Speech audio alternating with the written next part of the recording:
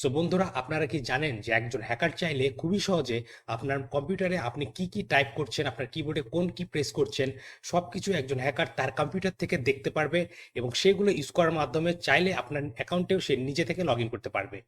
আজকের এই ভিডিওতে আমি আপনাদেরকে দেখাবো যে কিভাবে একজন হ্যাকার সাধারণত এই কাজগুলো করে থাকে, যার মাধ্যমে সে আপনার কিবোর্ডের কি স্ট্রোকগুলোকে রেকর্ড করতে পারবে এবং সেগুলো থেকে আপনি কি কি টাইপ করছেন আপনার কম্পিউটারের কিবোর্ড দিয়ে সেগুলোকে জেনে নিতে পারবে। But remember guys, this video is only for educational purpose and I am making this video to inform you about these dangerous hacking attacks so that you can learn from them and protect yourself from this type of hacking attack. So বন্ধুরা, বর্তমানে আপনারা আমার কম্পিউটারের স্ক্রিনটি দেখতে পাচ্ছেন।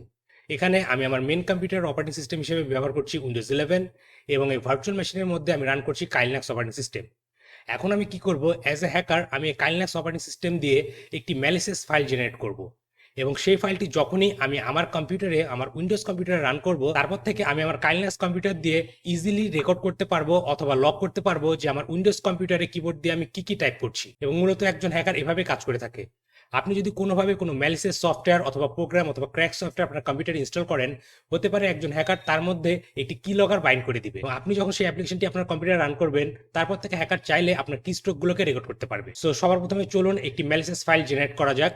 এটির জন্য আমি কাইলিনাক্সের একটি টুল যেটির নাম হচ্ছে এমএসএফ ভেনাম এটি ইউজ করব। তাহলে চলুন এমএসএফ ভেনামের মাধ্যমে একটি পেলোড জেনারেট করে নিই। সো এখন আমি যদি এলএস টাইপ করি, আপনারা দেখতে পাচ্ছেন এখানে একটি ইএক্সি ফাইল রয়েছে। সো অ্যাজিউম করে নিন এটি এমন একটি সফটওয়্যার যেটি আপনি ইন্টারনেট থেকে ডাউনলোড করেছেন, কোনো ক্র্যাক সফটওয়্যার, এবং এটির মাধ্যমে আপনি কোনো অ্যাপ্লিকেশনকে অথবা কোনো সফটওয়্যারকে ক্র্যাক করতে চান আপনার কম্পিউটারে। সো আমি এখন এই সফটওয়্যারটি আমার উইন্ডোজ কম্পিউটারে কপি করে নিব। দেন আমি কি করব, আমার কাইলিনাক্স কম্পিউটারে একটি হ্যান্ডলার ওপেন করব যেটির মাধ্যমে আমি উইন্ডোজ কম্পিউটারে হওয়া সকল কি স্ট্রোকগুলোকে রেকর্ড করব। সো এর জন্য আমি যে টুলটি ইউজ করব সেটির নাম হচ্ছে এমএসএফ কনসোল। তাহলে চলুন এমএসএফ কনসোলের মাধ্যমে একটি হ্যান্ডলার রান করে নিই। সো আপনারা দেখতে পাচ্ছেন আমার কাইলিনাক্স কম্পিউটারে হ্যান্ডলারটি রান করছে এবং এখানে আমার একটি ইএক্সি ফাইল রয়েছে আমার উইন্ডোজ কম্পিউটারে। এখন আমি কি করব, আমি এই ইএক্সি ফাইলকে ডবল ক্লিক করার মাধ্যমে আমার উইন্ডোজ কম্পিউটারে রান করে দেব। দেখতে পাচ্ছেন এই ইএক্সি ফাইলটি রান করার সাথে সাথে আমার কাইলিনাক্স কম্পিউটারে একটি সিগন্যাল চলে আসছে অথবা বলতে পারেন একটি সেল চলে আসছে। এখন আমি সেলের মাধ্যমে কি করতে পারি, আমার এই উইন্ডোজ কম্পিউটারকে কমপ্লিটলি কন্ট্রোল করতে পারি। মূলত একজন হ্যাকার এভাবে এই কাজগুলো করে থাকে।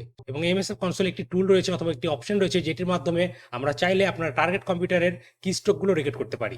সো আমাদের এখন কি স্ট্রোক রেকর্ডিংটি অন হয়ে গেছে। এখন আমি আমার উইন্ডোজ কম্পিউটারে কিবোর্ড দিয়ে যাই প্রেস করি না কেন বা যাই টাইপ করি না কেন, সবকিছু এই হ্যাকার কম্পিউটার অথবা কাইলিনাক্স কম্পিউটার রেকর্ড হতে থাকবে। এবং এখানে আমি একটি ফেক পাসওয়ার্ড ট্রাই করব যাতে আপনাদেরকে দেখাতে পারি যে এটি কিভাবে কাজ করে। সো দেখতে পাচ্ছেন আমি আমার জিমেইলে লগ ইন করতে পারিনি, অবভিয়াসলি এটি পারবো না কারণ আমি ফেক পাসওয়ার্ড ইউজ করেছি। কিন্তু এখন আমি যদি আমার কাইলিনাক্স কম্পিউটারে ফিরে যাই এবং কি স্ট্রোকগুলোকে ডাম করি, তাহলে দেখবেন আমি আমার কিবোর্ড দিয়ে উইন্ডোজ কম্পিউটারে যা কিছু টাইপ করেছি সবকিছু আমার এখানে শো করছে। সো মূলত একজন হ্যাকার এভাবেই চাইলে আপনার কি স্ট্রোকগুলোকে রেকর্ড করতে পারে আপনার অজান্তেই। সো বন্ধুরা, আশা করি আপনারা বুঝতে পেরেছেন কিভাবে একজন হ্যাকার চাইলে খুবই সহজে আপনার কম্পিউটারের কিবোর্ড থেকে স্ট্রোকগুলোকে রেকর্ড করে নিতে পারে।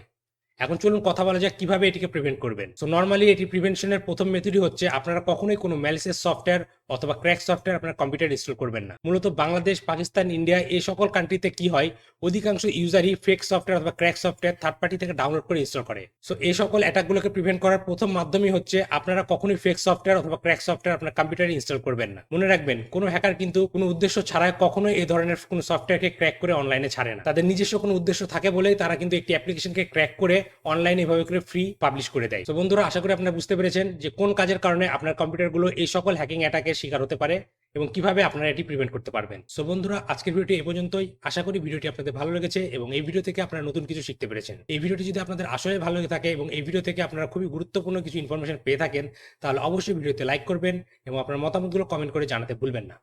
আর আপনি যদি আমার চ্যানেল নতুন হয়ে থাকেন তাহলে অবশ্যই আমার চ্যানেলটি সাবস্ক্রাইব করবেন এবং পাশে থাকা বেল আইকনটি প্রেস করে দিবেন যাতে পরবর্তী ভিডিও নোটিফিকেশন খুবই সহজে আপনি আপনার ডিভাইসে পেয়ে যান। আর আপনার যদি cyber security, ethical hacking, web pen testing, bug bounty hunting এই সকল বিষয়ে শেখার ইচ্ছা থাকে, তাহলে এই ভিডিও ডিসক্রিপশনে আমার একটি কোর্সের লিঙ্ক দেওয়া আছে, আপনারা চাইলে আমার সেই কোর্সে জয়েন করতে পারেন। তাহলে আজকের ভিডিওটি এখানে শেষ করছি, দেখা হবে পরবর্তী ভিডিওতে। Till then, take care.